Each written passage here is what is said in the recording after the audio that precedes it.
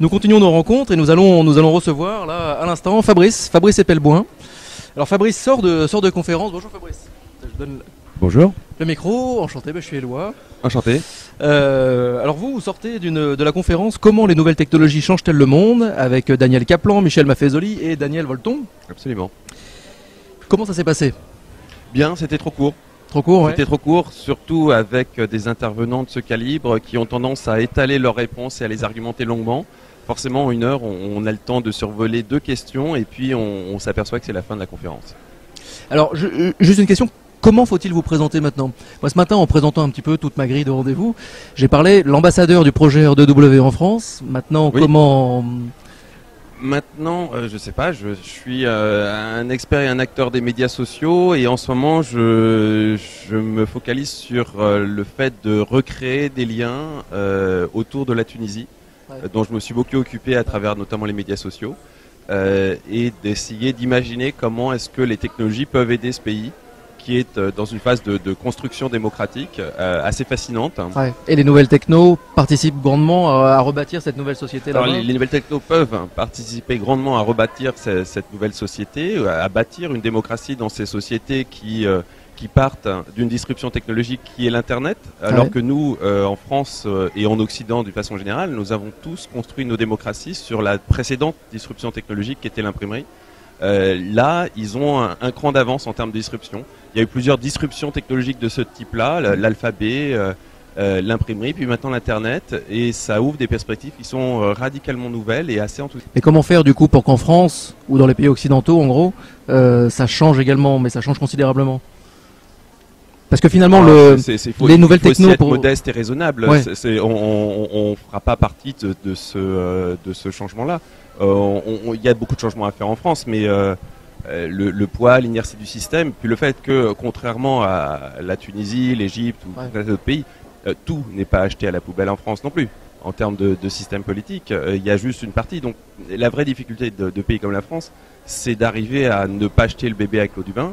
Je doute fort qu'on jette le bébé et l'eau du bain. Donc, on est plus dans une problématique d'évolution en France, plus que de révolution. Donc forcément, ça ira beaucoup moins vite et on tirera beaucoup moins parti des nouvelles technologies. De toute façon, en France, on a un mal fou à tirer parti des nouvelles technologies. Il y avait un rapport, je crois, qui sortait de KPMG ou d'un grand institut comme ça qui disait que la France tirait 25% de sa croissance des nouvelles technologies. Tout le monde s'est extasié en disant « Mon Dieu, c'est fantastique », en oubliant rapidement que des pays comme les États-Unis ou Israël tiraient la moitié de leur croissance des nouvelles technologies. Donc, on peut voir le verre à moitié plein, on peut voir le verre à moitié vide. Si on le regarde du point de vue des Américains, la France a 2 fois moins de croissance liée aux nouvelles technologies que les États-Unis. Alors justement, on vous sent, alors j'allais dire désabusé, mais c'est pas ça le mot, c'est finalement très réaliste. Très réaliste, vous faites un constat. Moi j'ai une petite question rituelle que je pose aux différents intervenants qui passent nous voir. Comment faites-vous justement pour garder quand même un certain enthousiasme, ne pas trop baisser les bras? Est-ce que vous n'avez pas l'impression qu'il y a un peu trop de moulin à vent et qu'à un moment donné, sur la France spécifiquement, je vais à l'étranger. Ouais. C'est aussi simple que ça.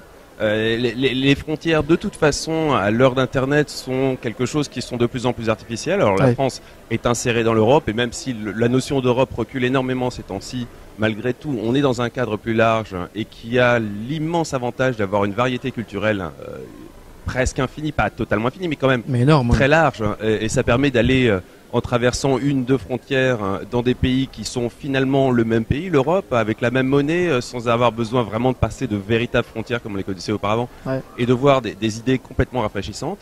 Et puis, vous pouvez aussi prendre un avion et en 2 heures, vous retrouvez de l'autre côté de la Méditerranée, et là, avoir des vrais projets de construction d'une démocratie en partant quasiment de rien, parce qu'on ne peut pas dire que Ben Ali, contrairement à ce qu'ont dit certains ministres, avait quoi que ce soit à voir avec une démocratie. Donc ils partent de rien en termes de construction démocratique. On y observe des phénomènes qui sont absolument fascinants pour des vieilles sociétés démocratiques comme les nôtres, où finalement des fonctions comme la solidarité sont l'apanage de l'État depuis belle lurette, et ont été, pour la majorité de la population, complètement abandonnées.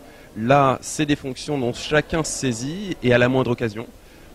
Et on est très tenté de se dire que là aussi les technologies peuvent aider à accélérer ces fonctions de solidarité, à crowdsourcer ces fonctions de solidarité et à reconstruire un nouveau type de lien social. Mais qui dit nouvelle technologie dit évidemment tuyaux. Les tuyaux appartiennent à des sociétés, à des gens. Finalement, la tentation sera toujours vivace de couper des tuyaux, de vouloir contrôler, de vouloir des garde-fous. Bien sûr, il y a dans tous les pays, démocratie ou dictature, il n'y a aucune différence, une volonté farouche de vouloir contrôler les tuyaux. Tous les systèmes de gouvernance, en ce moment, sont focalisés sur la volonté de civiliser Internet, ce qui est la version politiquement correcte de dire contrôler les tuyaux. Oui, civiliser, oui. Alors ça prend des formes très diverses et très variées, mais à la base, c'est les mêmes technologies qu'on retrouve aussi bien en Égypte qu'en France. Et les mêmes volontés qui sont de contrôler ce que la population peut et ne peut pas faire. Après, d'un régime politique à un autre, cette tolérance sur ce que la population peut et ne peut pas faire varie, mais la volonté est la même, et l'intention est la même, et les technologies utilisées sont les mêmes, et c'est les mêmes entreprises. Alors une question d'Olivier. Une question qui peut vous titiller en même temps. Bien que vous soyez très critique envers les politiques et leur connaissance du net, vous travaillez très souvent avec eux. N'est-ce pas là une légère incohérence dans votre discours? Non, je pense que c'est mon côté moulin à vent, justement, que vous soulignez tout à l'heure. D'abord, tous les politiques ne sont pas des ignorants complets des technologies. Ensuite, ceux qui sont ignorants, il va bien falloir qu'à un moment ou à un autre, il y ait des personnes qui aillent vers elles, en leur expliquant quel est le point de vue qu'elles affrontent, pourquoi elles l'affrontent, pourquoi il est aussi virulent, et où se situent les points de divergence, et en quoi elles sont en train de mettre le doigt dans un engrenage de conflit qui va aller en s'accélérant avec le temps. Donc c'est le rôle de pas mal de gens finalement qui sont plus ou moins visibles, comme je pense à Jérémy Zimmerman qui lui aussi fréquente beaucoup de politiques, de gens comme moi, mais aussi de gens comme Daniel Kaplan qui était là durant cette conférence, d'aller vers les politiques et d'essayer de nouer un contact, de nouer une interaction, de nouer un dialogue. Et après, très souvent, on se heurte à des murs. D'autres fois, non, on se heurte à des gens qui essayent vraiment de comprendre. Et à droite, à gauche, il y en a qui ont compris. Finalement, on change pas grand-chose si on ne se retrouve pas confronté justement à ces par éléments définition, qui doivent... par définition. Si on reste dans son coin en disant à l'extérieur, c'est pas bien, chez moi c'est bien et je ne veux pas de contact avec l'extérieur, il y a beaucoup de partis politiques qui fonctionnent dans cette espèce d'autarcie idéologique et d'isolationnisme. Ça peut être un système très confortable, mais c'est en aucun cas un système qui peut faire avancer les choses. Mais le changement, ça c'est une question également, le changement apporté par les nouvelles technologies sont-ils majoritairement politiques? C'est la question. Donc en gros, est-ce qu'on a forcément besoin du politique également pour faire avancer les choses? Alors d'abord, les changements ne sont pas nécessairement apportés par les nouvelles technologies. Les changements sont en général supportés par les nouvelles technologies. C'est pas la même chose. Ensuite, les changements sociaux fondamentaux auxquels on assiste en ce moment en Afrique du Nord, et ça commence à s'étendre bien au-delà de l'Afrique du Nord.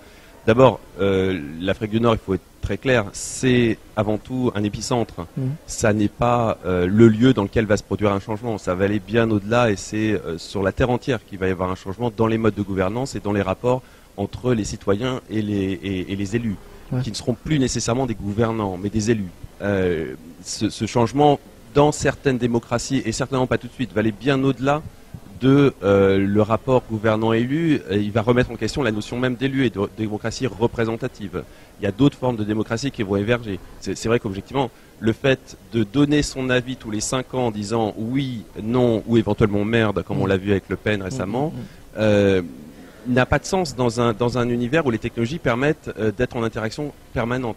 C'est vrai qu'il y a 200 ans, quand il s'agissait de glisser un bulletin dans une urne d'un grand électeur qui ensuite allait élire un président, je pense à la Constitution américaine, ça avait du sens parce que la technologie de transport de l'époque c'était le cheval et que la technologie de transport de l'information c'était le papier. Donc ça avait tout à fait son sens de construire un système démocratique sur ce principe-là. Aujourd'hui, ça n'a pas le moindre intérêt. C'est clair qu'il y a d'autres modes de démocratie qui peuvent émerger, qui émergeront, où on n'en sait rien. La Tunisie aujourd'hui est très bien placée, mais elle pourrait se faire ravir la pole position de l'innovation démocratique par un autre pays demain, ou peut-être par une démocratie qui se saisira à temps de ses outils avant de voir son propre système décrépir. Mais c'est évident qu'il y a énormément d'innovation démocratique à tirer de ces technologies. Pour autant, c'est pas les technologies qui font le changement. C'est le changement qui est supporté par les nouvelles technologies. Au même titre que l'imprimerie n'a pas fait la révolution. Il n'y a pas eu de presse qui a pris d'assaut la Bastille. C'est des êtres humains qui ont pris d'assaut la Bastille. C'est des êtres humains qui sont révoltés en Tunisie. Simplement, et qui se sont servis en 1789, ils étaient appuyés par la distribution de l'information par la presse et le taux d'alphabétisation grandissant du pays. Pendant la résistance sous Vichy, c'était à peu près les mêmes fondamentaux démocratiques, technologiques, à ceci près que la population savait massivement lire. En Tunisie, on a assisté à la même chose, si ce n'est que c'est le taux de pénétration d'Internet qui était la donnée fondamentale, et c'est des outils du type Facebook qui ont remplacé l'imprimerie. D'accord. Outil Facebook étant également une entreprise. Oui. Facebook nous le rappelle régulièrement que on est chez Facebook. Absolument. Ils nous donnent un endroit chez eux. Mais justement, ça c'est un des dangers. C'est que l'Internet devient... des dangers par rapport à quoi? En même temps, est-ce que l'Internet ne devient pas de plus en plus privé aussi, privatisé? Internet est privé par définition. Ouais. Internet, c'est un réseau de réseaux. La plupart de ces réseaux qui sont à l'intérieur du réseau de réseaux qu'est Internet sont des réseaux privés. Ouais. Internet ne tient la route que parce qu'il y a des normes communes et des usages entre les administrateurs de réseaux, comme la net neutralité, comme le peering, comme tout un tas de choses comme ça, qui sont plus ou moins obscures pour la plupart des gens, qui font que tout ça tient debout. Mais c'est essentiellement une infrastructure privée. Et c'est des usages qui se font sur des services privés. Une question pour Fabrice. Vous êtes assez engagé contre les lois Adopi, LOPSI. Aux États-Unis, est-ce que vous auriez pu participer au mouvement des Anonymous? Pourquoi plus aux États-Unis qu'en France? Par définition, je suis vraiment pas un anonyme. Je suis même l'opposé d'un anonyme. Alors, il se trouve que j'ai avec Anonymous une relation particulière, qui est que je fais partie des rares dans la francophonie à ne pas les traiter par le mépris et essayer de comprendre ce que c'est et d'anticiper ce que ça pourra devenir. Je suis plutôt favorable à l'émergence de nouvelles formes de protestation sociale et que je suis infiniment favorable au maintien du droit à l'anonymat qui me semble être un garde-fou pour la démocratie absolument indispensable. C'est-à-dire, sans anonymat, je vais être très catégorique là-dessus, sans anonymat, pas de démocratie possible. Et dans une démocratie, si on supprime le droit à l'anonymat, c'est le premier pas vers autre chose que la démocratie qui est certainement pas mieux. Et ça veut dire du coup gérer également toutes les dérives de l'anonymat. Bien sûr, mais la démocratie va aussi avec ses dérives. Ouais. La démocratie, par rapport à un système dictatorial où tout le monde marche au pas, c'est sûr qu'il y a une certaine perte d'efficience sur tout un tas de niveaux. Ouais. Malgré tout, il y a aujourd'hui un consensus global pour dire que c'est quand même mieux qu'une bonne vieille dictature. L'anonymat, effectivement, il y a tout un tas de dérives. Mais malgré tout, les Anonymous ont prouvé de façon flagrante qu'ils étaient un garde-fou et indispensable à la démocratie. Alors si on va au-delà des Anonymous, il y a beaucoup d'autres choses derrière les Anonymous, dans ces formes d'organisation basées sur l'anonymat collectif, qui sont des organisations non organisées, spontanées, et qui malgré tout sont capables de faire des choses. Il y a autre chose qu'Anonymous, et on va vers des idéologies politiques qui ne sont pas la démocratie, mais qui malgré tout se retrouvent dans une situation aujourd'hui dans notre monde en position d'être des garde-fous indispensables, et vraiment indispensables. C'est très curieux comme situation, mais oui, on en est aujourd'hui à avoir l'anonymat qui devient un droit élémentaire de l'homme, et finalement, si on revient aux fondamentaux de la démocratie, le droit de vote est par nature anonyme. L'isoloir est anonyme. Dernière question, ça ressemble à une émission de télé sur son actu, sur l'actu de l'invité, sur Read or Write Web, pardon. La question est, vous n'êtes pas trop déçu de devoir stopper la version française? Est-ce qu'on peut en parler un petit peu justement du pourquoi ça doit s'arrêter? Non, le pourquoi, on va pas s'éterniser là-dessus. D'abord parce qu'on n'a rien de catégorique. On a plusieurs pistes et objectivement, je crois que ce qu'on peut en dire, c'est qu'on a atteint les limites d'un média financé par la publicité, qui effectivement n'a pas une liberté d'expression totale. Et on peut difficilement faire le reproche à la maison mère Read Write Web, c'est normal, ils ont eux aussi monté une économie autour de tout ça, aux États-Unis, parce qu'en France ça n'a jamais rapporté un sou, et c'est comme ça. Maintenant, est-ce que c'est un drame? Non, la plupart des médias de ce type-là en France sont essentiellement liés à des personnalités, donc j'ai aucun doute sur le fait que si demain je me mets à écrire ailleurs, très concrètement, les lecteurs suivront. Vu que c'est pas spécifiquement Read Write Web qui les intéresse, c'est les gens qui écrivent dans Read Write Web, et ils sont plusieurs, qui les intéressent. Par ailleurs, je dois avouer que très opportunément, ça tombe quand même à un bon moment dans le sens où qui est freiné un petit peu. Voilà, Read Wide Web était en France un média qui s'est essentiellement illustré par sa lutte contre des lois d'oppression de l'Internet, l'OPSI, Adopi, ACTA, etc.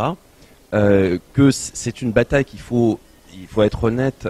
Pour la net neutralité, je ne serais pas aussi catégorique, mais pour l'OPSI, Adopi, ça revient à se battre contre des moulins à vent, parce que de toute façon, même après avoir démontré par A plus B plus C plus D à quel point cette loi était stupide, inefficace et très certainement pas destinée à lutter contre ce qu'elles affichaient comme étant les ennemis, c'est-à-dire les vilains pirates qui téléchargent du MP3 ou les affreux pédophiles, mais qu'en pratique, on avait effectivement affaire, et maintenant tout le monde est assez clair là-dessus, sur une loi qui est là pour installer un cadre de surveillance générale des populations, une autre loi qui est là pour installer un système de censure de l'information sans passer par une autorité judiciaire, mais selon le bon vouloir du prince. Ouais. C'est-à-dire grosso modo le même cadre que ce qu'on trouve dans les dictatures d'Afrique du Nord qui sont en train de tomber. Elles sont passées de force, ce qui est assez logique.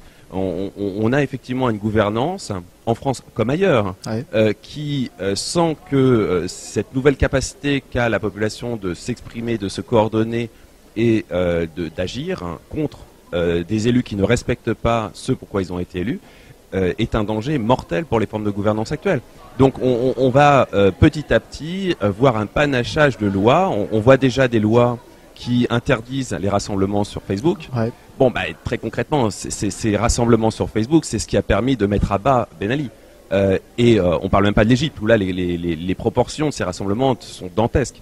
En France, on les interdit. Et personne ne se pose vraiment de questions parce que, si vous voulez, en France, contrairement à l'Afrique du Nord, on baigne dans une espèce de confort et de sécurité qui fait qu'on est prêt à payer énormément en termes de liberté pour conserver ce confort et cette sécurité. Le problème, c'est qu'il y a forcément un instant où il va y avoir une bascule, où ce prix va être soit trop lourd, soit ne plus respecter le contrat social de base qui est ce confort et cette sécurité. Et à mon sens, c'est plutôt cette deuxième hypothèse qui va arriver. C'est-à-dire que il va y avoir un moment où ce confort et cette sécurité, à travers l'augmentation du prix des matières premières, l'augmentation du prix de l'énergie, l'augmentation de l'alimentation, des choses comme ça, vont finalement être... le contrat va se rompre. Le jour où le peuple n'aura plus ce prix en échange de sa liberté, là peut-être qu'il réalisera qu'il a fait un marché de dupes. Je suis pas sûr que ça arrive dès demain. Ça peut prendre un peu de temps. Ça peut prendre plusieurs années. Dernière question concernant cette université de la Terre. C'était votre première fois ici, oui, à l'UNESCO, ouais. Qu'est-ce que vous en pensez de d'un grand week-end de réflexion où le dialogue est mis au centre? C'est bien que des institutions comme l'UNESCO fassent ça. J'adore le bâtiment. Moi, je suis un grand fan d'architecture. C'est rare. Ça vaut le détour. C'est très rare que, pour être tout à fait honnête, que des architectures du type béton brut, 70s, résistent aussi bien au temps. Parce qu'il y a quand même une tentation. Alors, je vais faire une divergence totale sur l'architecture, mais c'est une de mes passions. Généralement, on a accompagné ce type d'architecture d'un côté très cheap, sous prétexte que c'était du béton brut. Là, visiblement, c'est pas le cas. Il n'y a qu'à voir les œuvres d'art qui traînent un peu partout. C'est bien qu'on ait des choses comme ça qui puissent symboliser ce temps de l'architecture contemporaine et qui ne tombent pas en décrépitude. Donc, je suis ravi de visiter ces lieux. Je suis ravi de participer au débat d'idées qui prennent place, et je serais ravi de revenir. D'accord, bon, le message. Vous partez en Tunisie ou vous restez en France du coup? Je vais vivre à cheval sur les deux. Citoyen du monde. Voilà, citoyen du monde. J'ai jamais vraiment cru en cette notion de frontière. Là, on vient d'en faire tomber une qui était la frontière entre les régimes dictatoriaux et les démocraties. Donc autant en profiter et essayer de construire des choses en Tunisie plutôt que de lutter contre des moulins à vent en France. Ça ne veut pas dire que je vais abandonner non plus cette lutte contre les moulins à vent en France, mais je suis de plus en plus clairvoyant sur le fait que dans le régime politique actuel, c'est une illusion, que les seules lueurs d'espoir se placent plutôt dans une alternance politique, et j'insiste sur le fait que ce ne sont que des lueurs pour l'instant, c'est loin d'être des certitudes, très très très loin d'être des certitudes, mais que de toute façon dans les médias, c'est se battre contre des moulins à vent, que de continuer à dénoncer les abus qui, jour après jour, de toute façon, sont dénoncés avec ou sans moi de la Hadopi. Là, on a vu que visiblement Vivendi, c'est sorti hier dans Numérama, que Vivendi avait des données privées, des données qui n'étaient pas censées être en sa possession. Bon, la réalité, c'est que les gens comme Numérama ou moi sont au courant de beaucoup plus de choses que ce qu'on peut publier pour des bêtes raisons juridiques, on ne peut pas tout dire. La vérité est bien pire. Mais c'est petit à petit. D'abord, il y a des gens qui sont en France. Je pense à Guillaume Champeau, comme ça, Jérémy Zimmerman, et au passage, financer la Quadrature du Net, c'est une mission citoyenne. Si vous voulez que un jour ces idées-là gagnent, il faut aussi les financer. C'est vraiment important. Il y a un manque de financement flagrant des gens qui se battent contre ça. Et en face, on a des gens qui ont des moyens illimités, absolument illimités. Donc si vous avez 10 € sur un compte PayPal, allez sur la Quadrature du Net et faites un don à la Quadrature du Net. C'est vraiment important. Il y aura, j'espère, toujours la Quadrature du Net, Numérama, Corben et toute la bande pour défendre au quotidien et dénoncer au quotidien ces abus. Moi, j'interviendrai là-dedans de façon plus ponctuelle. Et j'ai passé le cap des 40 ans cette année, et finalement, je m'aperçois que j'ai aussi envie de construire. Que lutter contre, c'est sympa, bien, mais aussi construire, c'est bien aussi. Et que on a en Tunisie, et peut-être avec un peu de chance demain en France, un champ absolument incroyable pour construire et pour aider justement des sociétés à construire des nouveaux types de liens, des nouvelles formes de solidarité, des nouvelles formes d'interaction à travers des technologies qui, là encore, vont venir en support. Mais ce n'est pas les technologies qui vont être dominantes et qui vont motiver ces changements. Elles vont juste accompagner des choses qui existent. C'est finalement une petite note d'espoir à la fin, une petite note enthousiaste. Oui, bien sûr. Ça peut quand même changer, ça va changer, ça peut prendre du temps. Il faut construire. On construit également dans le constat, en fait, à force. Et voilà. Merci beaucoup, Fabrice. Merci. J'ai Isabelle qui pose la question. On finira réellement là-dessus. Isabelle. Sur qu'est-ce que la Quadrature du Net. Alors peut-être. Qu'est-ce que la Quadrature du Net? La Quadrature du Net est une association. Disons que du côté des anti-ACTA, anti-Adopi, pro-net neutrality, c'est ce qui fait office chez nous de lobby. Bien que ça ne soit pas du tout un lobby, mais malgré tout, ça fait une veille juridique, notamment sur les institutions européennes, qui est d'une qualité incroyable. S'il n'y avait pas la Quadrature du Net, il n'y aurait rien de ce que vous connaissez aujourd'hui dans les gens qui luttent contre Adopi, l'OPSI, ACTA et compagnie. Tout simplement parce qu'on n'aurait pas l'information de base, on n'aurait pas cette capacité à analyser les lois, à rentrer en action avec nos politiques, qu'ils soient au niveau français ou européen. On n'aurait pas ce travail de fourmi et de base que fait la Quadrature du Net. Donc c'est vraiment la base de la base. À partir de la Quadrature du Net, c'est construit tout un écosystème de gens qui, au quotidien, luttent contre les lois répressives sur Internet, qui là sont beaucoup plus connus du grand public. Numérama étant l'un des plus gros sites, mais ReadWeb était dans la même catégorie, ainsi qu'une multitude de sites, parce que autant qu'on a démarré, il y avait 3 à 4 sites, autant aujourd'hui il y a quasiment tout le monde sur Internet, à 2-3 exceptions près, et enfin contre Adopi, contre l'OPSI, contre ACTA. Tout ça n'aurait jamais pu voir le jour sans la Quadrature du Net. Donc c'est vraiment la base de la base. C'est pour prendre un tout autre domaine qu'est l'information, c'est comme si on parlait de l'AFP pour l'écosystème du journalisme. S'il n'y avait pas l'AFP, il n'y aurait rien.